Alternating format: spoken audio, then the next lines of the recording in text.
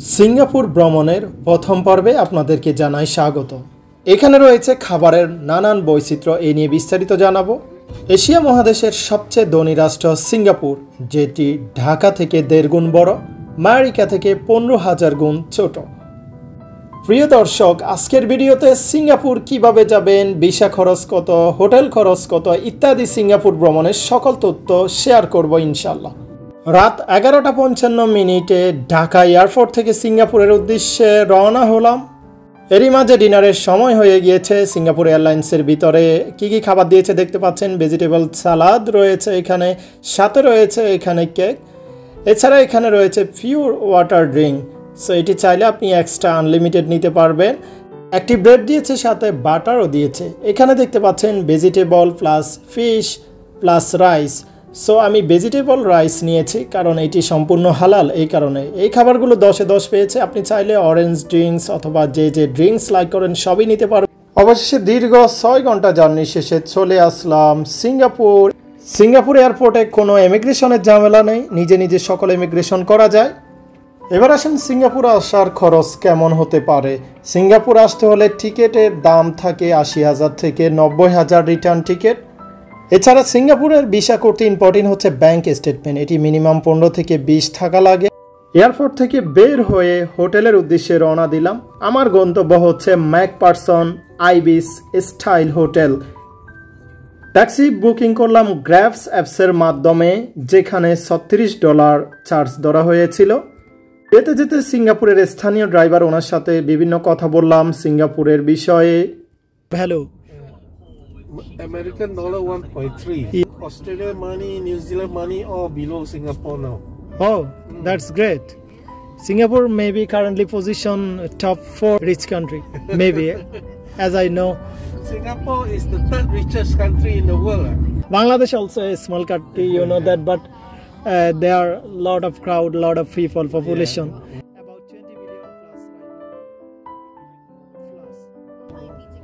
But Singapore only 3.5. 3.5. Ibis Styles international 5-স্টার হোটেলের সকালবেলার কি নাস্তা খেলাম এগুলো বিস্তারিত দেখাবো। ফার্স্ট অফ অল, আপনাকে সকালের ব্রেকফাস্টে অংশগ্রহণ করতে হলে 9টা বাজে আসতে হবে। এখানে 9টার আগে আসতে হবে, লাস্ট টাইম 9টা। তো আমরা এখানে এসে পড়লাম।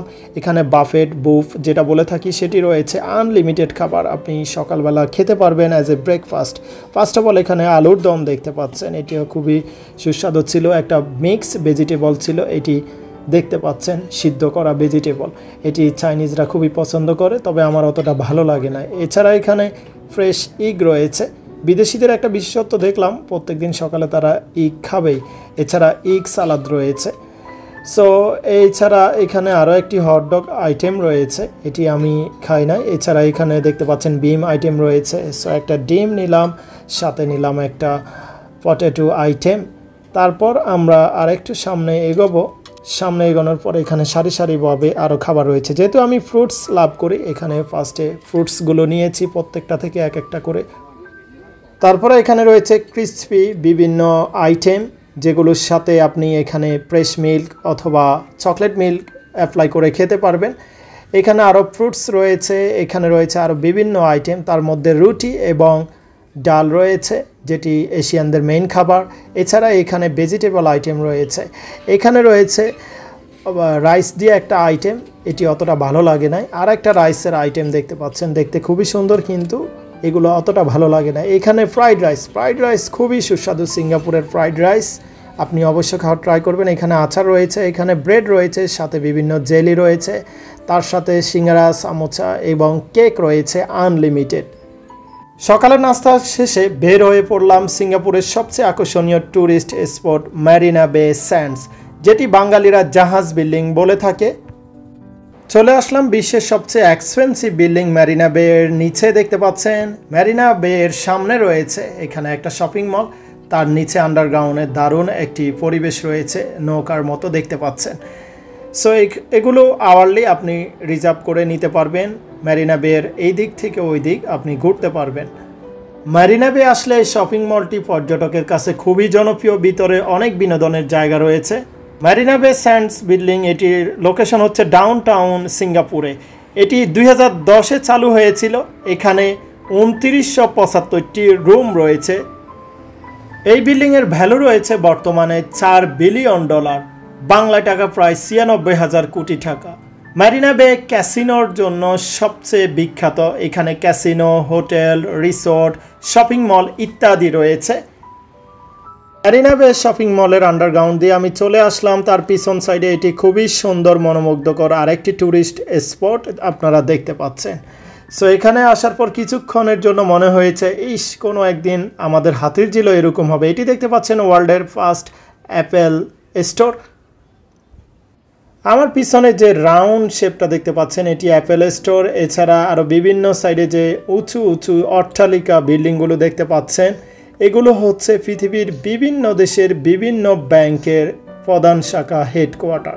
তো সিঙ্গাপুর এমন একটা কান্ট্রি যেখানে সব ব্যাংকের হেডকোয়ার্টার অবস্থিত, আমরা সবাই জেনে থাকি। এখানে আসলে অট্টালিকার প্রেমে হারিয়ে যাবেন আপনি। বাংলাদেশে যদি বিগত কয়েক বছর দুর্নীতি না হতো, বাংলাদেশের হাতিরঝিলও এমন হয়ে যেত খুব শীঘ্রই।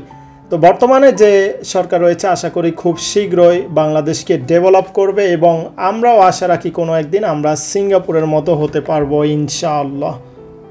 সিঙ্গাপুরের প্রত্যেকটা জায়গায় এরকম ভ্যারাইটিস ইউনিক আর্কিটেকচার দেখতে পারবেন। এখানে আরেকটা দেখতে পাচ্ছেন বিগেস্ট একটি ফ্যান, যেটি সোলার সিস্টেমে চলছে।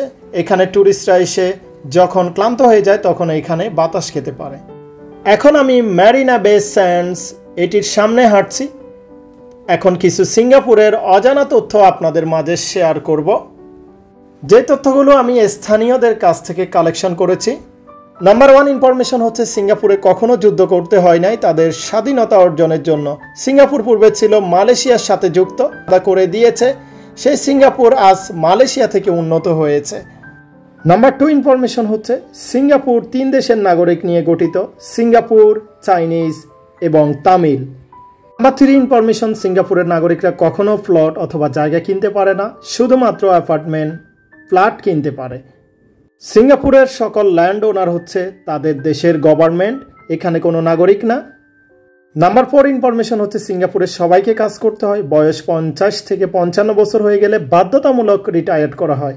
তারপর কেউ ঘরে থাকার সুযোগ নেই, কারণ কাজ না করলে গভর্নমেন্ট কর্তৃক তাদেরকে বৃদ্ধাশ্রমে দেওয়া হয়। সিঙ্গাপুরের এক ব্যক্তিকে জিজ্ঞেস করলাম আপনারা সুখী কি না। উনি বলে আমরা রিচ কান্ট্রি বাট আমরা সুখী না। সে বলে আমরা অলওয়েজ হেডেকের সাথে বাস করি এখানে, কারণ এটি খুবই এক্সপেন্সিভ।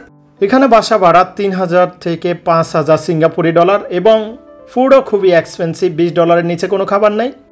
অর্থাৎ সিঙ্গাপুরে ইনকাম বেশি, খরচও বেশি। সেই তুলনায় আমরা বাংলাদেশিরা খুবই সুখী আছি আলহামদুলিল্লাহ। পরবর্তী পার্টে সিঙ্গাপুর ভ্রমণ 2, সেখানে সিঙ্গাপুরের সকল দর্শনীয় স্থান আপনাদেরকে ভ্রমণ করে দেখাবো এবং কোন দর্শনীয় স্থানে খরচ কত, কিভাবে আপনি যাবেন ইত্যাদি আপনি বুঝতে পারবেন। সো সেকেন্ড পার্টের জন্য সবাই অপেক্ষায় থাকুন। আল্লাহ হাফেজ।